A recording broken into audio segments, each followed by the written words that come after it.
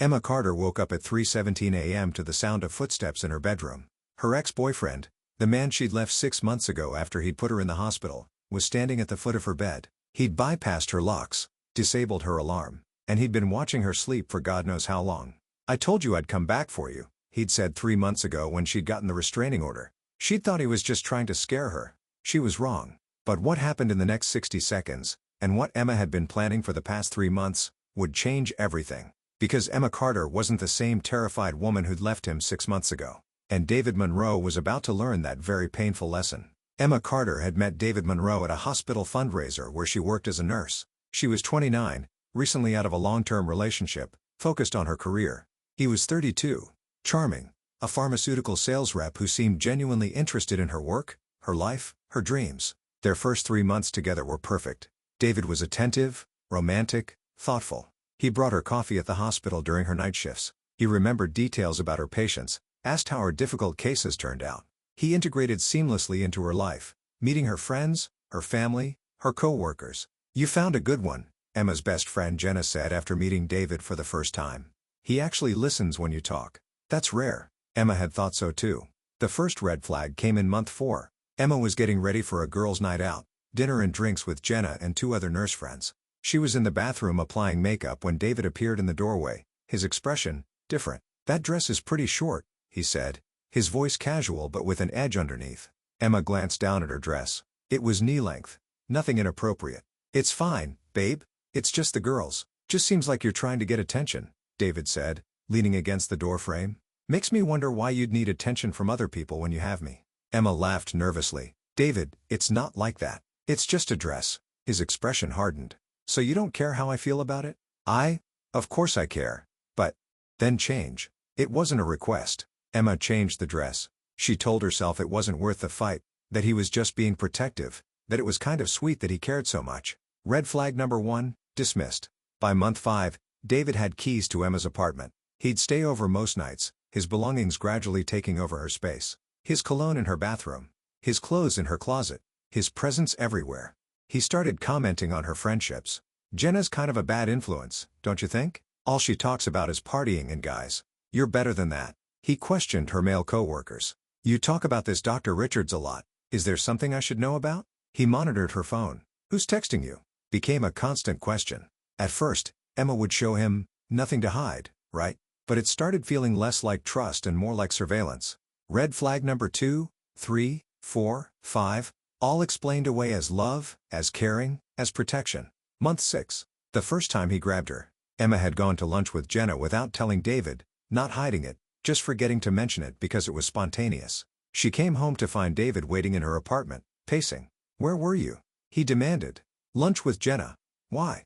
You didn't tell me. You just disappeared for 2 hours." "David, I don't need to report my every movement." He crossed the room in 3 strides and grabbed her wrist. Hard. "Yes, you do.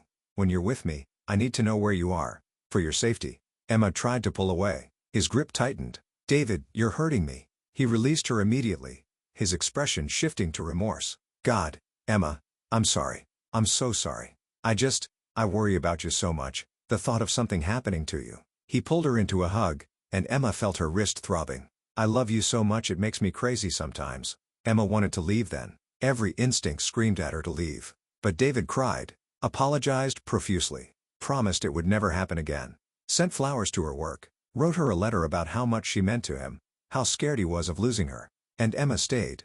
Red flag number infinity, ignored because she wanted to believe he could change. He didn't change. He escalated. Month 8. The night that changed everything. Emma had been working a double shift, 16 hours at the hospital because they were short-staffed. She was exhausted, barely keeping her eyes open as she drove home at 2 a.m. When she walked into her apartment, David was there, waiting. And he was furious. "Where the fuck have you been?" he demanded. "Work, David. I told you I had a double." "Until 2 a.m.? You expect me to believe that?" Emma's exhaustion dissolved into disbelief. "Call the hospital. Ask my supervisor. I was literally working. Or you could have been with someone else. That Dr. Richards you're always talking about. David, I haven't mentioned him in weeks, and he's 60 years old and married." David moved fast. He shoved Emma against the wall, his forearm across her throat. "Don't fucking lie to me." Emma couldn't breathe. She clawed at his arm, panic flooding her system. "Who were you with?" David's face was inches from hers, his breath hot, his eyes wild with something Emma didn't recognize anymore. This wasn't the man she'd met. This was someone else entirely. No one, Emma gasped out. Please, David. Can't breathe? He held her there for what felt like an eternity. Then he released her and stepped back, his expression shifting to that familiar remorse. "What the fuck? Emma, I'm sorry. I'm so sorry. I love you so much and the thought of losing you." "Get out," Emma said, her voice shaking but firm. "What? Get out of my apartment now." David's expression hardened. "You don't mean that." "Yes, I do. We're done. Get your things and leave. Emma now." The shift in her tone surprised them both. David stared at her for a long moment, something dark passing across his face. Then he smiled. Not a warm smile, but something cold and calculated. "Fine," he said quietly. "But Emma, you're making a mistake. A big one. I gave you everything. And you're just going to throw it away? You choked me, David." I lost control for 1 second. "Get out before I call the police." David collected his things slowly, deliberately, making Emma wait.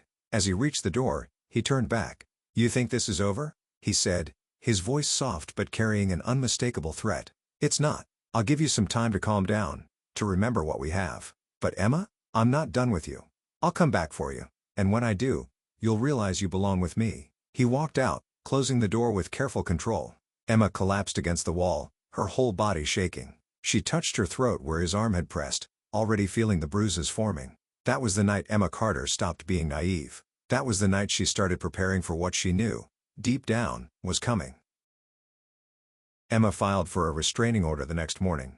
She documented everything: the bruises on her throat, her wrist, a cut above her eyebrow from when he'd shoved her and she'd hit the wall. She gave police his information, showed them threatening texts he'd sent after leaving. The restraining order was granted within 48 hours.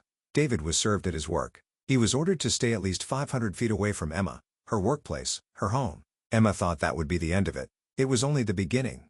Week 1 after the order, David started showing up just outside the 500-foot boundary. Emma would leave work and see him across the street, standing in a parking lot, watching. Not close enough to violate the order, but close enough to send a message. "You can't get away from me." Week 2. The phone calls started. Blocked numbers, always late at night. Sometimes he'd speak, "I miss you. We belong together."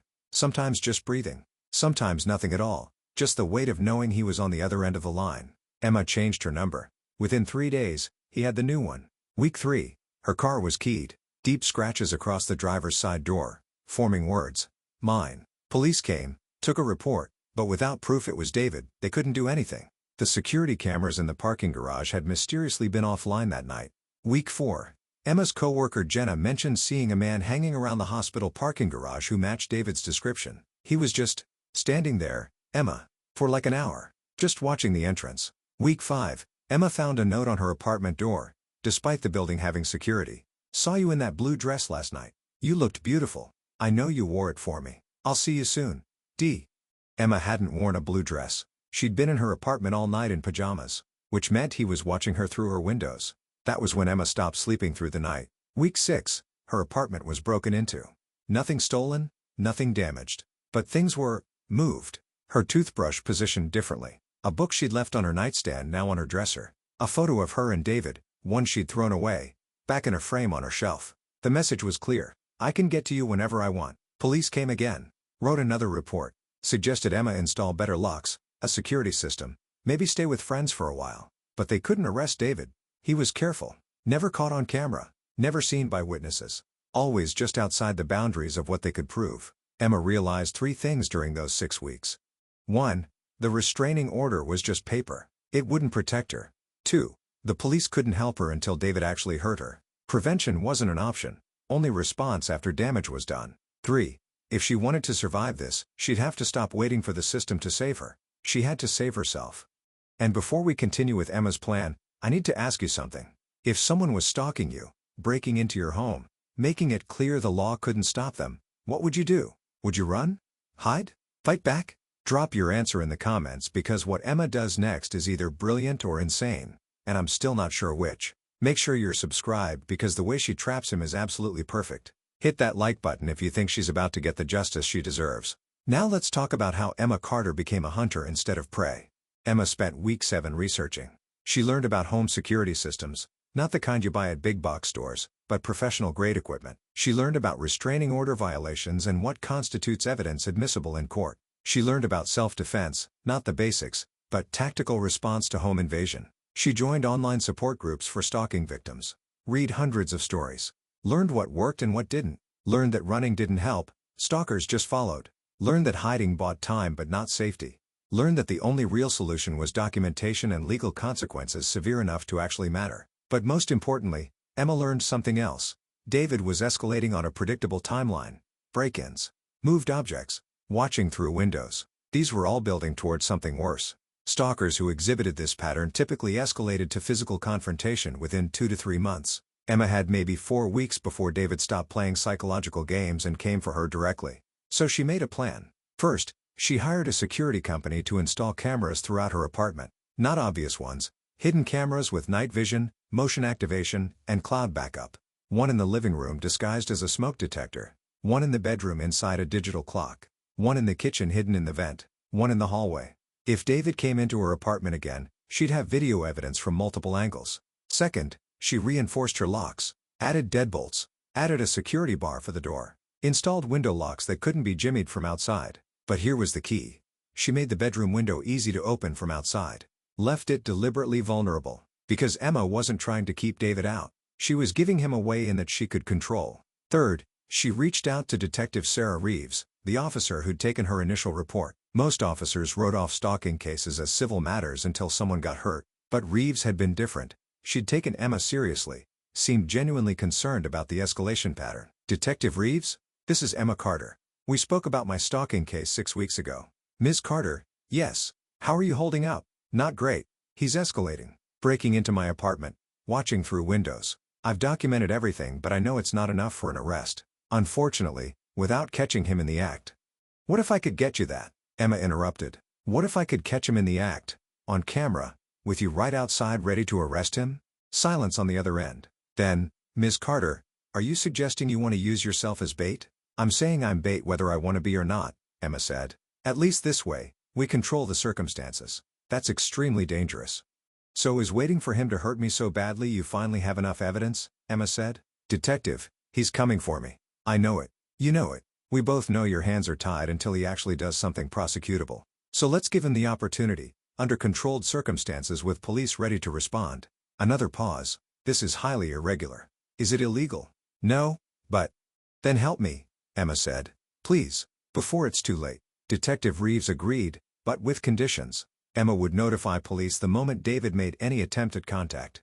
Officers would be on standby, able to respond within 2 minutes. Emma would have a panic button app on her phone. And if at any point Reeves felt Emma was in immediate danger, they'd pull the plug on the whole plan. Fourth, Emma learned to fight. Not self-defense classes at the gym, real tactical response training from a former military combat instructor named Marcus who specialized in teaching women how to handle violent domestic situations. You're small, Marcus told her during their first session. He's bigger and stronger. You're not going to overpower him, but you can disable him long enough to get away or for help to arrive. Marcus taught her pressure points, how to break a grip, where to strike to cause maximum pain with minimum force, how to use everyday objects as weapons. Most importantly, how to stay calm under attack. Panic gets you killed, Marcus said. Fear is natural, but panic makes you freeze or make stupid decisions. You need to train yourself to think through fear. Emma trained 3 times a week for 3 weeks. By week 10 after the breakup, she could break Marcus's hold in under 3 seconds, could strike fast enough to make him grunt in genuine pain,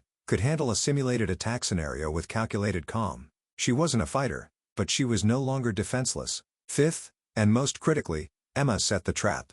She knew David was watching her routine.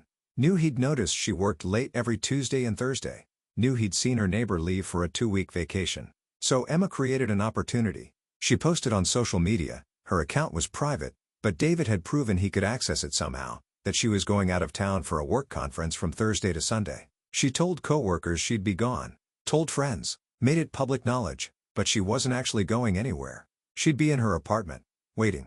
With cameras recording. With Detective Reeves and 2 other officers parked a block away. With pepper spray under her pillow and a taser in her nightstand. With Marcus's training fresh in her muscle memory. If David was going to come for her, it would be this weekend. And Emma Carter would be ready. Emma had been in bed for 4 hours, awake the entire time, when she heard the first sound. Scraping metal. So faint she almost missed it.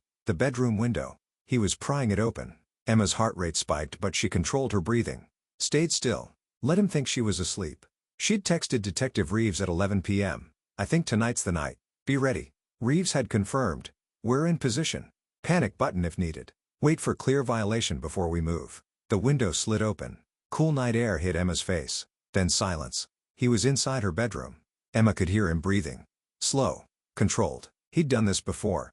Broken in while she slept. This wasn't exploration. This was routine for him. Footsteps, soft, deliberate, coming closer to her bed.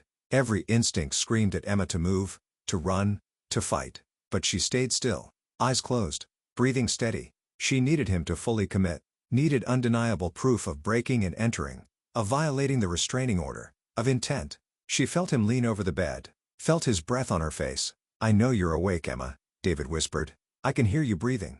Emma's eyes snapped open. David was inches from her face, silhouetted by the window's moonlight. But now that her eyes had adjusted, she could see his expression clearly. And it terrified her. This wasn't the charming pharmaceutical rep she'd met at a fundraiser. This wasn't even the angry, controlling boyfriend who'd choked her. This was someone else entirely.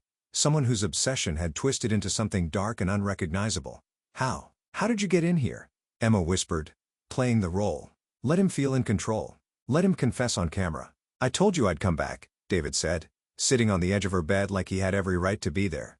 "You really thought a restraining order would keep me away?" "David, you can't be here. It's illegal." "I don't care about a piece of paper signed by some judge who doesn't understand us," David interrupted. His hand reached out, touching her face. Emma forced herself not to flinch. "You belong to me, Emma. You always will. And I'm tired of waiting for you to remember that." "I don't belong to anyone," Emma said, her voice stronger now. "I left you because you hurt me." "I protected you," David corrected, his voice taking on that familiar edge. "I loved you so much I couldn't stand the thought of losing you. That's not abuse. That's devotion. You put your hands on my throat.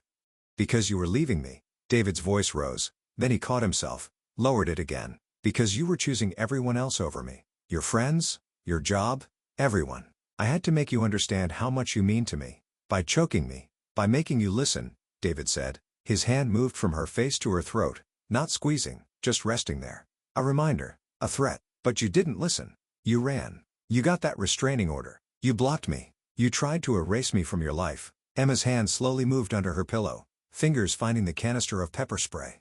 "So I had to remind you," David continued. "The calls, the car, coming into your apartment and moving your things. I wanted you to know that you can't escape me, that no matter what you do, where you go, I'll always find you." "You've been stalking me," Emma said. "I've been loving you," David corrected. "And tonight, we're going to fix this. You're coming with me. We're leaving this city, starting over somewhere new.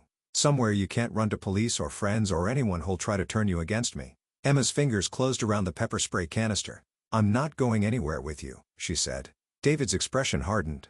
His hand on her throat tightened. Not enough to choke, but enough to control. "Yes, you are," he said, voice dropping to something cold and final. "I've been patient, Emma. I've given you time. But tonight, patience ends. You're mine. And I'm taking what's mine." That's when Emma moved. 3 weeks of training with Marcus condensed into 3 seconds of action. Her left hand shot up, striking David's wrist at the pressure point Marcus had drilled into her muscle memory. David's grip broke instantly. Before he could react, Emma's right hand brought up the pepper spray and discharged directly into his face. David screamed, jerking backward, hands going to his eyes. Emma rolled out of bed, already reaching for her phone on the nightstand. Her thumb hit the panic button app as she ran for the bedroom door. But David, despite the pepper spray, was faster than she'd anticipated. He caught her ankle. Emma went down hard, her phone skittering across the floor. "You bitch!" David's voice was thick with pain and rage. He couldn't see, but he didn't need to. He had her leg. Emma twisted, remembering Marcus's training. She used her free leg to kick, aiming for David's solar plexus. She connected. David's grip loosened just enough. Emma scrambled forward, grabbed her phone, and made it into the hallway just as she heard the most beautiful sound in the world. Sirens. And then, pounding on her front door. "Police, open up." Emma unlocked the door. 3 officers burst in, guns drawn. "Bedroom," Emma gasped, pointing. "He's in there." Detective Reeves appeared behind the other officers, immediately moving to Emma. "Are you hurt?" "No, I'm okay. It's all on camera." "Everything he said. Everything he did." 2 officers had David on the ground in her bedroom now, handcuffing him while he screamed obscenities, still blinded by pepper spray. "You set me up," David yelled toward where he thought Emma was. "You fucking set me up." "No," Detective Reeves said, stepping into the bedroom. "She documented you breaking and entering, violating a restraining order, assault, and making terroristic threats. You did this to yourself." As they hauled David to his feet, he twisted toward Emma, his face red and swollen from the pepper spray. "This isn't over," he snarled. "I'll get out, and when I do—" "When you do," Emma interrupted, her voice steady and cold, "you'll be registered as a violent offender. Every woman you meet will see your record. Every employer. Every landlord. Your life as you knew it? Over. And I'll make sure every single woman you ever try to date knows exactly what you are." David lunged toward her. The officers yanked him back. As they dragged him out of her apartment, Emma stood in her hallway, shaking but standing. Detective Reeves stayed with her. "You did good. Really good. The cameras got everything?" "Everything," Emma confirmed. "Then he's done. This is serious prison time. Violation of restraining order, breaking and entering, assault, stalking. We're talking years, not months." Emma nodded, but she wasn't satisfied yet. "What about the other women?" Reeves frowned. "What other women?" "The ones before me," Emma said. "David didn't just wake up one day and decide to be an abusive stalker. There have to be others." And Emma was right. With David in custody, Detective Reeves opened a full investigation into his history. What they found was worse than Emma had imagined. David Monroe had left a trail of broken women across 3 states over 7 years. First was Michelle Torres from Phoenix. She'd dated David for 9 months 3 years ago. After she broke up with him, he'd stalked her for 4 months before she'd gotten a restraining order. But Michelle had moved to a different state out of fear, never pressed charges. David had faced no consequences. Then Jessica Park from San Diego. Similar pattern. 10-month relationship, escalating control and violence, restraining order, but Jessica had been too afraid to testify when prosecutors wanted to charge him. Case dismissed. Then Amanda Chen from Portland, same story. She'd actually gotten David arrested for violating a restraining order, but a plea deal had reduced it to a misdemeanor. 30 days in jail, probation, and it was expunged from his record after completion. 3 women, 3 restraining orders, 0 real consequences. And now Emma. Detective Reeves contacted all 3 women. At first, they were hesitant. They'd been through the system before, seen how it failed to protect them. But when Reeves explained that Emma had video evidence, recorded confession, and hard documentation of months of escalating stalking, they agreed to come forward. Suddenly, the prosecutor's office had a pattern. Not just one incident, but a demonstrated history of predatory behavior spanning years. The charges against David expanded. Multiple counts of stalking across state lines, felony violation of protective orders, aggravated burglary, assault, making terroristic threats, and because he'd crossed state lines in his stalking behaviors, federal charges were added. David's bail was set at $500,000. His family couldn't afford it. He sat in county jail awaiting trial. His defense attorney tried every angle, claimed Emma had entrapped him, claimed the relationship had been consensual and he'd only been trying to reconcile, claimed the video was edited or taken out of context. But Emma's cameras had captured everything in real time from multiple angles. His confession to breaking in before, his admission to watching her through windows, his explicit threats, and the testimony from 3 other women established the pattern. The case was airtight.